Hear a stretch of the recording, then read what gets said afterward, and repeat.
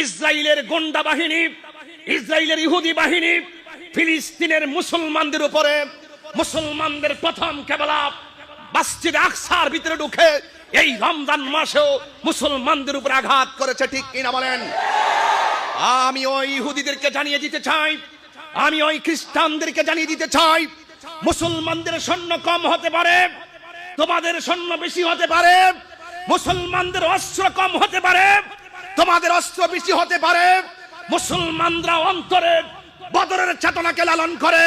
একটি কথা মনে রেখো, এই মুসলমানদেরকে যতই নির্যাতন করো না কেন, মুসলমানদের অন্তরে আল্লাহর ভয় আছে, মুসলমানদের অন্তরে আল্লাহর উপরে তাওয়াক্কুল, অবিচল আস্থা আর দৃঢ় প্রতিজ্ঞা আছে, দৃঢ় প্রত্যয় আছে। এই জন্য কাফেররা যতই শক্তিশালী হোক না কেন, আমাদের মুসলমানদের অন্তরে যদি বদরের চেতনা লালন করতে পারি, কোন ইহুদির গুন্ডা বাহিনী মুসলমানকে পরাজিত করতে পারবে না, পারবে না।